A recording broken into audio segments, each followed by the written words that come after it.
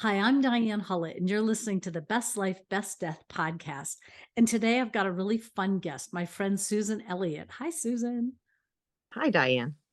Susan and I met through the Conscious Dying Institute, and Susan is a doula and an educator and has just an enormous amount of personal experience with hospice. And I wanted her to share with us an article that she wrote that I think really encapsulates some of what she and I are kind of calling the gaps, you know? So, yeah, so welcome, Susan, and tell us a little about, how did your family get involved with hospice and what's your experience been? Yeah, sure. Well, I was in the business of long-term care. I worked as a vice president of health services for a continuing care retirement community that had um, large campuses, and we had a full continuum of care services on the campus, and those included hospice. And this article that I wrote is about my very first experience with hospice, which was with my mother in 2007. And that was the time where she wanted to die at home, and we took care of her there. And it was my very first uh, dying person that was at home, and it was my very first hospice experience from a user perspective. And since then, I've used I've had multiple family members who and have used hospice in multiple scenarios, whether in a facility or at home. So, but this first experience really stayed with me, and I learned a lot from it. So I have this article that I can share if you'd like. Yeah, I think it'd be great. And I think one of the reasons you and I kind of connected on this is we've both known several people who've died at home with hospice or in a hospital with hospice. And I thought that was just sort of what everybody did. And it was sort of fascinating to me to realize, no, that's not always how it happens. And that I think was part of my path on this becoming an end of life educator was like, oh, I've witnessed these quieter, more peaceful, pretty supported deaths. So yeah, why don't you read and then we'll riff some more after you read. Sounds good. So I titled this "As Good as Hospice Can Be, There Are Gaps." In February 2007, at the young old age of 70, my mom was diagnosed with leukemia and given 1 year to live. Within a span of 2 months, she consulted with a specialist in Tampa.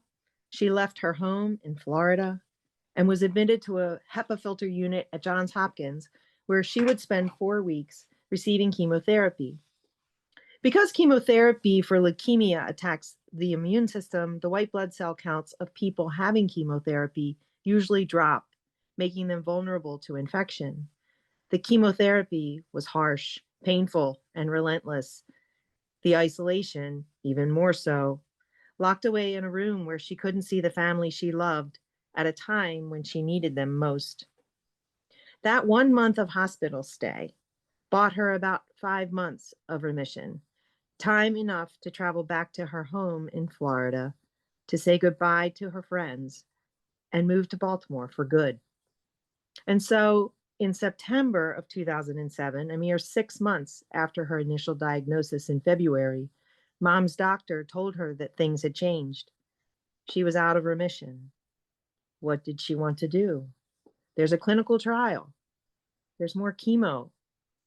My mom knew she didn't want that. She said, no, no more.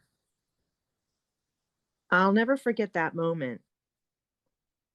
Her doctor at Hopkins was close in age to my mother, nearing retirement. The doctor paused. She took a deep breath. She leaned in. And she took my mother's face in both of her hands, and she looked directly into her eyes, seeing her, taking in the magnitude of her decision. And with tears welling in her own eyes, that doctor, who was the same age as my mother, said, "You brave girl." That was it. She was done. That was the end of the 2007 Hopkins medical tour for Claire Mossmiller. She wouldn't see her doctor again. And so we took our brave girl home, and she signed up for hospice. That's what the dying do, right? sign up for hospice. She wanted to die at home, surrounded by her family. So we all set into motion the process of helping her do just that. My father and his 4 adult children all helped in that effort. It was my first personal experience with hospice, even though I worked with hospice all the time as an administrator of a healthcare system for the oldest old. All at once, the systems of care that I had studied, tended, and created were needed here in my own home for one of the people I loved most deeply on the earth. In the beginning, we were assisting her to tend to herself, but as she became bedbound and less able, the work of washing and tending her physical body fell to us. My mother was quite beautiful and always well put together. She had a face care regimen, an oral care regimen, and she got her hair done once a week because she'd never mastered the art of the blow dry. Dirty hair, a dirty face, not being able to wash herself properly, well, that would be highly out of character for my mom. How do you wash someone's hair that's bedbound? Where does one go to learn how to wash the private parts of their mother? Who knew there was so much muck and debris that builds up in a mouth when someone stops eating and drinking? Who knows that you may need a pillow under each elbow, each heel, and the hip to reduce the pressure of the mattress? That her bed would be a torture device? That you must reposition her to prevent bed sores? That it hurts her when you do so? And still, the skin breakdown comes. The body is dying. It knows what to do, but I didn't. So determined to figure it out, I mean, where there's a will, there's a way and all that, I dove in. I made mistakes, so many mistakes. Of course I did. I'd never tended someone who was dying. I experienced the most intimate moments with my mother in my life. And it was one of the most heart-wrenchingly beautiful, most difficult things I've ever done. It was love on steroids. My mother's death and how she chose to approach death taught me a great deal about the power of that love, the power of presence, and the power of a conscious death. How she trusted that we would know what to do, I have no idea. She just knew that she didn't want it to be anyone else. No strangers, no aides, just her husband and her children. Hospice was there, was caring, kind, and supportive. In fact, hospice nurses are some of the most beautiful humans on earth, but they are human and they are overwhelmed with charting and regulations, with new admissions. They often don't have enough time, and they admit that. So yeah, it could have been better. And here's what I mean. Here's what I actually got in support from my mom from a local mid-size Baltimore hospice. A nurse who visited and checked her vitals each week. She was friendly and kind, but didn't engage in any deep discussions once she heard that we were all fine. A nurse who offered a visit from a chaplain, and when mom declined, never asked any further about any spiritual needs. A nurse who helped us acquire oxygen and instructed us on how and when to use it. A nurse who struggled to find a massage therapy resource to ease mom's pain of being in bed in the same position hour after hour, day after day. A nurse who provided us with mouth swabs to use as needed. A nurse who applied patches for skin breakdown, who told us how to keep turning her, but didn't show us the tricks for how to do that or how to handle her pain when we did. An on-call nurse whose focus, the night mom died, was on removing all of the controlled substances, asking me for coffee grinds in which to dispose of them. And when I reached to wipe up the spill on the counter, told me to step back, only she could do that. I don't know what she thought I would do. Lick it off the counter? After all, I'd been managing those medications for months. Here's what I think an end-of-life doula might have provided and might have augmented, I think, what was already provided. Someone who acknowledged the deep, deep pain and visceral sadness my mother felt at being too young to die, the first of her friends, the first one to leave her vital, energetic, beautiful family, a husband, 4 children, and 10 grandchildren under the age of 12. It was so hard for her to leave all that life. Someone who focused less on the physical report of mom's vital statistics every week and instead provided education and reassuring support to us, the primary caregivers, who were taking care of their very first dying person, and it was their wife and mother. Someone who helped me know how to wash her hair in bed, how mucky her mouth would get if I didn't swab it frequently, how uncomfortable it was for her when she was no longer drinking, and how devastating for her when she missed making it to the toilet.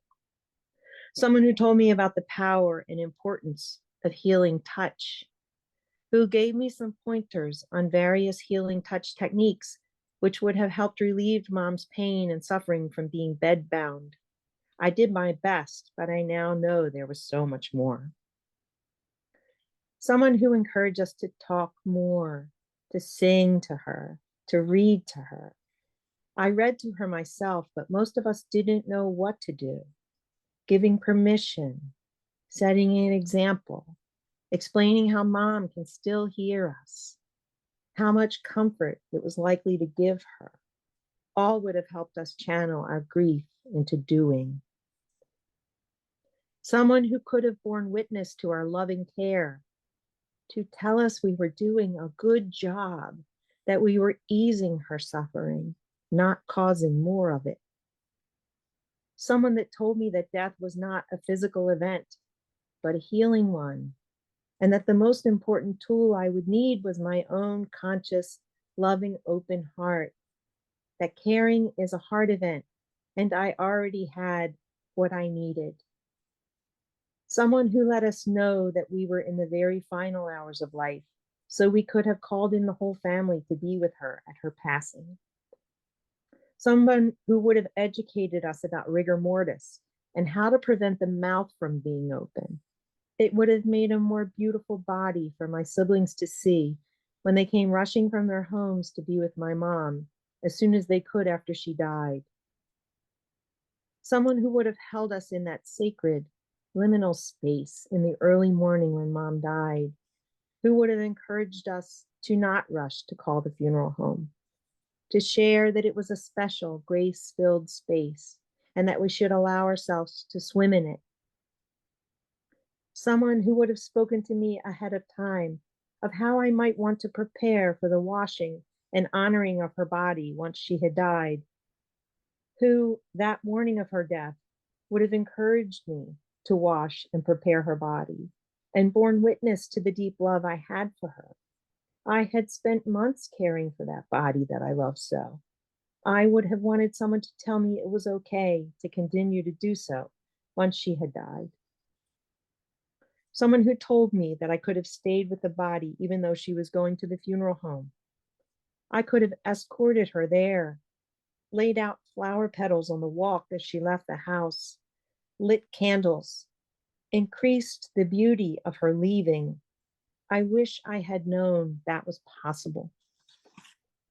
Lastly, I wish someone had been a caring, healing presence, not just a tired nurse who was on call in the middle of the night and whose main focus was on her task of removing morphine. Someone who helped my father know that he had cared and loved her well in her dying as he had in her life, who hugged us, held space for us, who helped the anguish of my sister and other brother who were not there for her actual death and wanted to be. Someone who could have just been in it with us, who could have been present to our love, joy, fear, sadness, and pain. That's all. It would have been more than enough. But I suppose the lack of these things at my mother's death taught me the importance of them, the importance of presence. the gift of time. The details matter a lot. We should all have access to beauty, to contentment and pleasure at the end of life. That just being willing to go on the journey with someone, knowing it will be difficult, eases the suffering of the sufferer. But those death journey companions, those caregivers, need more education and emotional support. And so I sought out expertise in death and dying. I dedicated myself to finding more ways to ease suffering and enhance beauty at the end of life. I became a conscious death educator, healer, and doula. And now I know that the power of a caring and healing presence is everything. It's life. Wow. Thank you so much, Susan. Mm. Thank you, Diane. And thank you, Claire. Thank you, Claire, for that incredible Claire. experience. The way you described it, you did your best and it wasn't quite good enough, but it was good enough. And she knew it was you. That was a big piece of that. Yeah. I was really struck too by when you said that what you really wanted, like what really would have felt good at that time, even with all the experience you had working with the oldest of the old, as you said, was reassuring support for the caregiver. Like that's what was needed as much as anything else. Say more about that in your experience. When you said that, it reminded me of the support we get after we have a baby, right? The hardest time I had going home from the hospital with my new baby was the middle of the night. It's always those off hours. People don't die conveniently 9 to 5 when the hospice, hotline is on. So you get an answering service if it's in the middle of the night and you get somebody on call. And so those times are hard. And mom wasn't struggling on a schedule. So in the light of day, when the hospice nurse visited, she would be on her best behavior and, sit up in bed. So when she was there, but those were not the hardest times. So I found, I could have used, I actually remember mom had a nurse friend. And mom wanted a lot of privacy. She just really wanted her family. And of course, our family was big enough. But she had a nurse friend who dropped off some soup one day. And my father had run an errand. So it was just me and mom. And I asked her to come in. And she said, "Oh, I know your mom wants her privacy." I said, "No, but everything's under control. She's sleeping. Would you please come in? I just want you to look at her and make sure I'm doing everything okay." And that visit was really, really important to me. And it came from a family friend who happened to be a nurse, but I'm not a nurse. And I was doing all these, what I considered to be nursing tasks. So it was hard. Yeah, and that one visit was reassuring. I think, it's partly what I think doulas have come into our society, death doulas, to be doing at this time. And then I'm always struck by it feels like the lost art of caregiving or the lost art of dying. Like we did used to do this in our homes, but it all kind of got outsourced and it all kind of got medicalized. And so here we are in this day and age, not quite knowing what to do. And yet the majority of the caregiving does fall to family members for the most part. You also mentioned that your dad worked with hospice, but in a different way. Yeah, my father was, so 7 years after my mom died, he had 7 years, and then he was diagnosed with Alzheimer's and dementia. And so he too, we went to bring him home from Florida, and he moved back to Baltimore. And so he went in it. His progression, as you know, gets steadily worse. And so he ended up being inside of a nursing home during COVID. And I knew by then I was kind of an old pro at hospice. I had also had hospice for my mother-in-law. She had fallen and she had hospice in the hospital. And I was just kind of shocked with that experience because they quick to sign her up. And again, her labor was in the middle of the night because dying is a lot like labor. It's a labor. And so she was laboring in the middle of the night. And even with the nurses on the hall and the hospice, again, only could get a call service. There's nobody available in the middle of the night to support the family.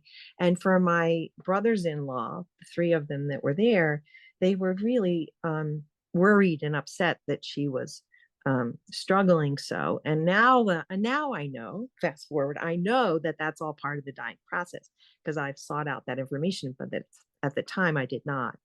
So fast forward to my dad, he ended up in the nursing home during COVID, and I had gotten him on hospice. You know, there's certain qualifications in order for someone to be on hospice, and I think most people on that have Alzheimer's should be on hospice. I think they are slowly dying, and so, but the regulations don't allow them to go on hospice, and so it's not always easy. So anyway, I had been trying. The minute he got sick with something and lost 10 pounds, that was a qualifying event. And I got him on hospice. And then I made sure he could get recertified because I knew it was an extra pair of eyes on the prize, if you will. You know, the more hands, the better. The more care, the better. The more love, the better. And hospice nurses are just better at those things. And the charting and the amount of regs in a nursing home are terrible. I mean, one fall in a day can divert all the resources there. So having a hospice nurse available was great. But she ended up being my surrogate during COVID, we are friends to this day. She is talking about becoming a doula because she was able to see my dad when I wasn't and FaceTimed. And she would cheat the system. At the time, they were only allowing hospice nurses in facilities once a week. And so she would go on a Monday and then go again on a Friday when she was seeing someone else. So I have great respect for that. Um, but yeah, she got burned out in that whole process and left for a while and is now back in hospice. But she now is exploring becoming a death doula because she understands that there's more, she needs more freedom to emotionally support and spirit and kind of create that container and sacred space. I hear that a lot. I hear a lot of hospice nurses becoming doulas. And I just met with two of our graduates about a month ago in Annapolis near where I live. And they are talking about how the hospices there, many of their clients are in hospice. So there does seem to be this, you know, what's the word? Symbiosis, like a way for them. Either hospice needs to become more like a doula, or doulas need to, you know, work under hospice. But my system mentality begins to think how to pay for this Right. because I used to work for a system of care, and we created a demonstration project, an HMO for the oldest old. You'd think it would lose money, but it doesn't, because you keep old people out of the hospital, which is the most expensive. And I kind of feel this way. I believe there's a way to pay for this. I just have to work at it. Yeah, yeah, I love that. I love that. Figuring out how to pay for the care that families really could use and that the dying deserve and that families need. There was this wonderful way you said in the article too. You said you needed someone to help you find ways to channel your grief into doing. And I think that was so beautiful. You talked about like needing the permission to read or sing or be with her more, because I think so many people do get kind of at a loss. Like, well, I'm with this person and they're kind of sleeping a lot and it's kind of uncomfortable and I don't really know what to do in their presence. But somebody who could help you channel that grief and that time into some activities you could do in that simple space with your mom at the time. Someone to be present to our love, joy, fear, sadness, and pain. You know, I Yeah. think this is where we've our kind of very siloed, isolated society doesn't necessarily offer that in times of grief. No. And the other thing is giving permission to climb into bed, to hug, and to, yeah, I can't tell you how many people I work with now, you know, talk about I wish I had climbed into bed with mom so yes, yes, I don't think it's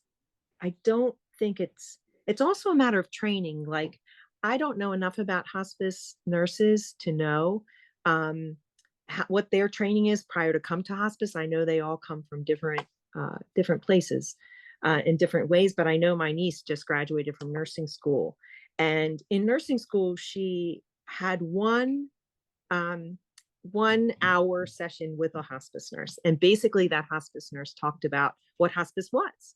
Um, but nowhere did they learn about dying as a nurse. So she would be on duty. She's a night nurse. She was doing night nurse while she was getting her degree. She's since graduated, and she would text me in the middle of the night and say, I need to know a lot more about dying. We need to talk. Yeah. And so we have, but yeah, this lack of experience, even in nursing, with dying. Which is pretty incredible, right? So we turn to the experts hoping the nurses can support us, but not necessarily. I would love it if we all became more experts in dying, right? So that we didn't have the experience of your brother-in-laws who were so agitated. I think we get so upset about that labor of the dying person because we don't know what it looks like. I mean, I'm a fan of hospice nurse Julie because I think, she just has taken this to TikTok and Instagram and all these kind of platforms where I almost think the younger generation is going to have more information because of people like that. And they're kind of seeking it out in a way. But how do we support, people in their 70s, 80s, 90s? And how do we support people in their 40s, 50s, 60s with getting a little, their hands a little dirty, so to speak, in the garden of this experience called death? Yeah. Well, Yeah, I and thank you I so think we're much. gonna.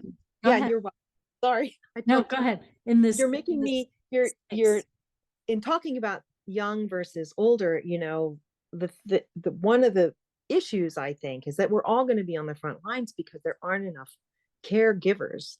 Um, there aren't enough aides even for people that can afford it, let alone people that can't. And so we're all going to die. So we're all going to need caregivers. And so there's going to be more of us on the front lines at the bedside for death, which I think is a wonderful, beautiful thing, Right. because it's such a, if you can take the fear away, because you can say, yes, this is what dying is like. Yes, this is predictable. Yes, no, you're doing all the right things. Yes, you are everything you need to be.